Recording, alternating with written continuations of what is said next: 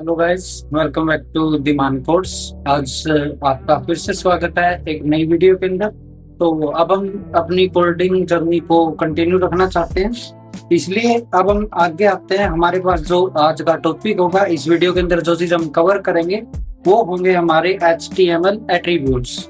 Attributes का मतलब होगा HTML लैंग्वेज को यूज करके ही जब हमें कोई स्पेशल काम हमारे एक एलिमेंट के ऊपर करवाना है, उस केस में हम लोग यूज करते हैं HTML एट्रीब्यूट्स का।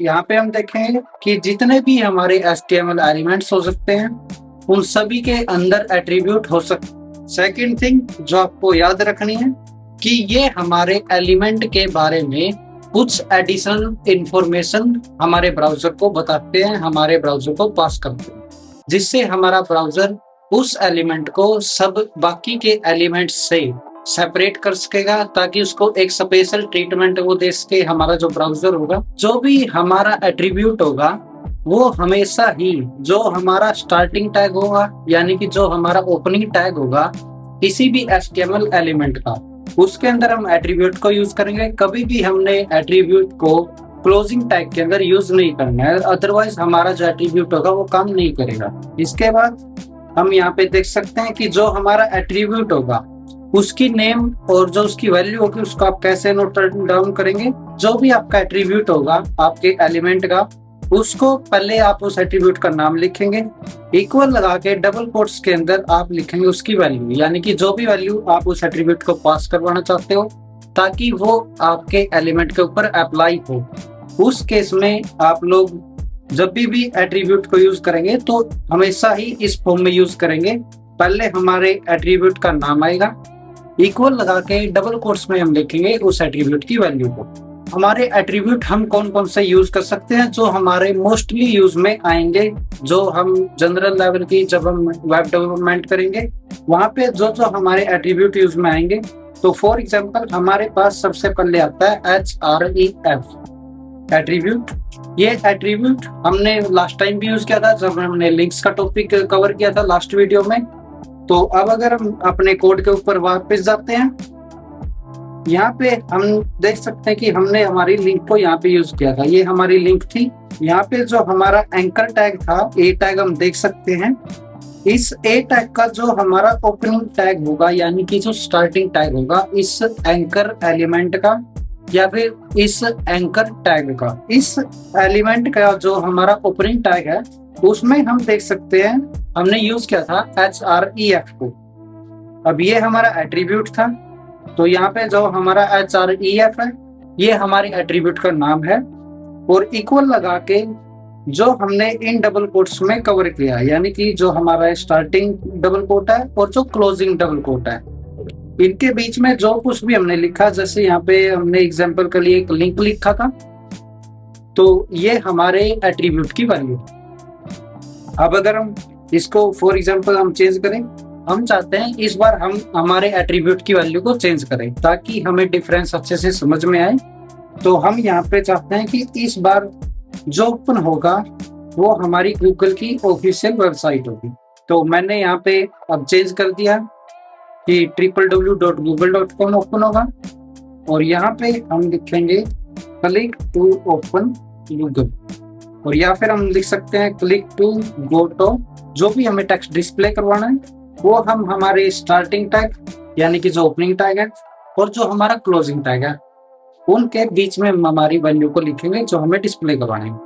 अब हम अपने कोड को रन करके देख सकते हैं हमारे ब्राउजर के अंदर। अब जैसे ही हमने ब्राउजर के अंदर हमारे कोड को रन किया, तो पहले हमने एक इमेज ऐड की हुई है, हम एक बार के लिए इसको इग्नोर करवाते हैं हमारे ब्राउजर से। तो मैं यहाँ पे कुछ एड्रेस में या इस फाइल के नेम में गड़बड़ कर रहा हूँ, ताकि हमारे जो ब्राउजर है वो इस इमेज को लोड ना करे। तो यहाँ पे हम देख सकते हैं हमने जो भी एंकर टैग के अंदर चेंज किए थे वो यहाँ पे हमें डिस्प्ले हो गया कि click to go to Google. जैसे हम क्लिक करेंगे तो हमारा जो गूगल सर्च इंजन होगा, जो गूगल की ऑफिशियल वेबसाइट होगी, वो ओपन हो जाएगी। तो ये था हमारा href एट्रीब्यूट का काम, यानी कि जो हमारा एंकर टैग के अंदर हम यूज करते हैं। इसके बाद हम आते हैं नेक्स्ट एट्रीब्यूट के ऊपर, तो ये होगा हमारा src। SRC का मतलब आपको लास्ट वीडियो में भी मैंने बताया था कि ये हमारी फाइल का जो भी सोर्स होगा, जो भी हमें इमेज लोड करवानी है, उस फाइल का जो पाथ होगा वो हम इसके अंदर लिखेंगे, यानी कि उस फाइल का हम एड्रेस इसके अंदर लिखेंगे। अब हम आते हैं हमारे वापस इमेज टैग के ऊपर। ये है हमारा इमेज टैग। हमने इसमें क्लोज नहीं किया क्योंकि ये हमारा सेल्फ क्लोजिंग टैग है। तो अब यहाँ पे हम देख सकते हैं हमने src जो हमारा एट्रीब्यूट है वो हमने यूज किया है img टैग के अंदर, यानी कि जो हमारा img एलिमेंट है उसके अंदर जो हमारा ओपनिंग टैग है। यहाँ पे इस केस में हम बोल सकते हैं कि हमारा ओपनिंग टैग भी यही है और क्लोजिंग टैग भी यही है। तो यहाँ पे सोर्स यानी कि src, यहाँ पे सोर्स यानी कि जो हमारा src एट्रीब्यूट है img एलिमेंट का, ये src हमारे एट्रीब्यूट का नाम है। और हमने डबल कोट्स में यहाँ पे लिखा है फाइल का नाम, यानी कि फाइल का एड्रेस विद आप नेम लिख सकते हो, ठीक है। अदरवाइज अगर आपकी जो HTML फाइल है, जो आपकी इमेज है, वो अगर सेम एड्रेस पर है तो उस केस में आप लोग यूज कर सकते हो हमारे डायरेक्टली फाइल के नाम। तो वापस आते हैं गाइस हमारे ब्राउजर के ऊपर। तो यहाँ पे हम देख सकते हैं कि हमारी जो भी फाइल हमने डाली थी, वो हमारी जो फोटो थी वो लोड हो चुकी है। अब इसके बाद हम यहाँ पे देखेंगे कि इमेज के लिए जो इमेज एलिमेंट हमने यूज किया है उसके लिए हमारे पास 2 और एट्रीब्यूट होंगे, जिससे कि हम इस एलिमेंट के ऊपर स्पेशल काम करवा सकते हैं। अब हम चलते हैं हमारे कोड के अंदर। अब यहाँ पे हमने एक src एट्रीब्यूट को यूज किया है और एक alt को, यानी कि जो हमारा अल्टरनेट है। तो अब हम यहाँ पे 2 एट्रीब्यूट और यूज करेंगे। फर्स्ट होगा हमारा विड्थ, यानी कि हम विड्थ बताएंगे पिक्सल्स के अंदर कि जो हमारी इमेज की विड्थ होगी पिक्सल्स के अंदर वो कितनी होनी चाहिए। इसके बाद हम यहाँ पे हाइट भी डाल देंगे, यानी कि हाइट एट्रीब्यूट भी हमारे पास होगा। अब यहाँ पे हम हमारी इमेज की हाइट डाल सकते हैं, यानी कि जो हमारी इमेज की हाइट और विड्थ होंगी वो इस प्रकार से होंगी जो हमने कोड के अंदर लिखी है। और आपको ये चीज ध्यान रखनी है कि ये जो भी आप विड्थ और हाइट एट्रीब्यूट की वैल्यू डालेंगे ये हमेशा ही पिक्सल्स के अंदर होगी, पॉइंट्स के अंदर नहीं होगी, ना ही सेंटीमीटर्स के अंदर होगी। तो यहाँ पे हम देख सकते हैं कि जो भी हमने चेंज किया, यानी कि जो हमने हमारी वैल्यू चेंज की थी हमारी हाइट और विड्थ एट्रीब्यूट के अंदर, तो वो बिल्कुल अच्छे से काम कर रही है।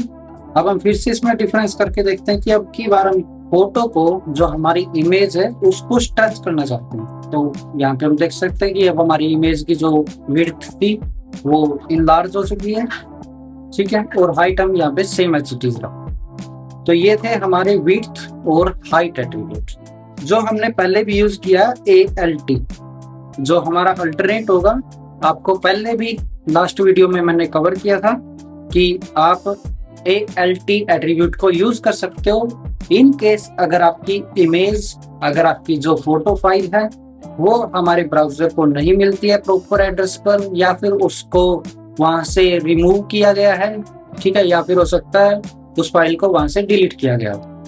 तो उस केस में आप alt को यूज करोगे ताकि आपका जो ब्राउजर है वो आपके अल्टरनेट टेक्स्ट को डिस्प्ले करे अगर इमेज लोड नहीं होती है। तो अब हम वापस चलते हैं हमारे ब्राउजर के अंदर। यहाँ पे हम देखेंगे कि हमारी जो इमेज है वो लोड नहीं हुई है, तो जो हमारा अल्टरनेट टेक्स्ट था वो लोड हो चुका है। ये काम होगा हमारे alt एट्रीब्यूट का। इसके बाद नेक्स्ट होगा हमारे पास स्टाइल एट्रीब्यूट। ये एट्रीब्यूट यूज हम करते हैं उस केस में जब हमें किसी भी एलिमेंट के ऊपर इनलाइन CSS अप्लाई करनी है। तो अब देखिए हम स्टाइल को यहाँ पे कैसे यूज कर सकते हैं। फॉर एग्जांपल हमारे पास, हम इसी के ऊपर यूज करना चाहते हैं कि जो हमारी इमेज है वो डिस्प्ले हो। अब हम चाहते हैं कि इस इमेज के ऊपर एक बॉर्डर अप्लाई हो। उस केस में आप लोग क्या करेंगे, यहाँ पे हम यूज करेंगे स्टाइल एट्रीब्यूट को। अब हम इसमें बता रहे हैं कि बॉर्डर जो होगा, ये मैं आपको सिर्फ एग्जाम्पल के लिए बता रहा हूँ, ये चीजें आपको आगे जाके अच्छे से समझ में आएंगी। तो मैं यहाँ पे बता रहा हूँ कि जो हमारा बॉर्डर होगा उसकी जो विड्थ होगी वो 12 पिक्सल होगी। इसके बाद हमारे पास, मैं बता रहा हूँ कि ये सॉलिड टाइप का बॉर्डर है, और इसके बाद मैं बता रहा हूँ उसका कलर क्या होगा। मैंने बताया इसको कि ये ब्लू कलर होगा। अब हम वापस चलते हैं हमारे ब्राउजर के अंदर। जैसे हम अपने ब्राउजर के अंदर हमारी वेब पेज को रीलोड करते हैं तो हम देख सकते हैं कि जो हमने इनलाइन CSS अप्लाई करी थी हमारी इमेज के ऊपर वो काम कर रही है जस्ट बिकॉज ऑफ हमारे स्टाइल एट्रीब्यूट के। तो ये होगा हमारे स्टाइल एट्रीब्यूट का काम। ये आप कहीं पे भी यूज कर सकते हैं। फॉर एग्जांपल हम यहाँ पे भी यूज कर सकते हैं किसी हेडिंग के अंदर। ये जो हमारी हेडिंग होगी उसका जो कलर होगा वो होगा ब्राउन। अब हम जाके देखें तो यहाँ पे हम देख सकते हैं कि हमने यहाँ पे H3 के ऊपर अप्लाई किया था। ब्राउजर में देख सकते हैं कि जो हमारी H3 हेडिंग की आउटपुट है वो बिल्कुल एज इट इज वर्क कर रही है। उसके ऊपर जो स्टाइल एट्रीब्यूट हमने यूज किया वो बिल्कुल इजीली अच्छे तरीके से काम कर रहा है। उसने हमारी हेडिंग का कलर चेंज किया। ये है हमारा स्टाइल एट्रीब्यूट। इसके बाद आते हैं हम हमारे लैंग्वेज एट्रीब्यूट के ऊपर। ये लैंग्वेज एट्रीब्यूट हमने स्टार्टिंग में भी यूज किया था। जो एट्रीब्यूट हमारे ब्राउजर को ये बताएगा कि जो हमारी HTML फाइल है, जो हमने HTML डॉक्यूमेंट ओपन किया हुआ है, कि उसकी लैंग्वेज कौन सी। तो गाइस अब हम यूज करेंगे हमारे लैंग्वेज एट्रीब्यूट को, जो हमारे ब्राउजर को ये बताएगा कि जो हमारी HTML फाइल है उसमें हम बाय डिफॉल्ट कौन सी लैंग्वेज यूज कर रहे हैं, ताकि हमारा ब्राउजर बिल्कुल एज इट इज उसके अंदर हमारी लैंग्वेज को प्रेफर करे। तो यहाँ पे हम कोड में वापस आते हैं। आपका जो HTML ओपनिंग टैग होगा वहां पे आप लोग लिखोगे लैंग्वेज, यानी कि LANG, ये हमारा एट्रीब्यूट है, और इक्वल लगा के EN लिखा है ताकि हमारे ब्राउजर को ये पता चले कि हमारे जो HTML डॉक्यूमेंट है उसकी लैंग्वेज इंग्लिश है। अब हम वापस चले हमारे ब्राउजर के अंदर, तो हमें कोई अलग से चेंजेस नहीं दिखेगा, लेकिन जो हमारा ब्राउजर होगा उसको ये पता चलेगा कि हमारे इस वेब पेज की जो लैंग्वेज होगी जिसको उसने प्रेफर करना है वो इंग्लिश रहेगी। इसके बाद हमारे पास आता है टाइटल एट्रीब्यूट। अब ये टाइटल एट्रीब्यूट वैसे तो हम बहुत कम केसेस में यूज करते हैं, लेकिन फिर भी हमें इसकी नॉलेज होना जरूरी है। ये टाइटल एट्रीब्यूट हमारे किसी भी एलिमेंट के बारे में एक्स्ट्रा इंफॉर्मेशन पास करवाएगा एंड यूजर को। अब हम यहाँ पे कोड के अंदर किसी भी स्पेसिफिक हेडिंग के ऊपर यूज कर सकते हैं। ये कोई कंपलसरी नहीं होगा कि आप उसी एलिमेंट के ऊपर इसको यूज कर सकते हैं। तो यहाँ पे हम टाइटल में लिख रहे हैं it this is heading named H2। तो यहाँ पे हम देख सकते हैं गाइस, उन्होंने बिल्कुल बेसिक तरीके से ये बताया कि जो हमारा H2 है उसके अंदर हमने एक टाइटल नाम का एट्रीब्यूट यूज किया है, जो हमारे ब्राउजर को और जो हमारा एंड यूजर है उसको एक्स्ट्रा इंफॉर्मेशन बताएगा H2 हेडिंग के बारे में। अब हम जैसे ही चले तो यहाँ पे हम रिफ्रेश करके देखें हमें कोई चेंज नहीं दिखेगा, क्योंकि ये बिल्कुल नॉर्मल तरीके से काम नहीं करेगा। अब जैसे हम कर्सर को H2 के ऊपर लेके जाते हैं, जैसे आप थोड़ी देर के लिए होल्ड करके रखें कर्सर को, आपको कोई बटन होल्ड करके रखने की कोई जरूरत नहीं है, सिर्फ आपको जो आपका कर्सर है वो H2 के ऊपर होवर करता है।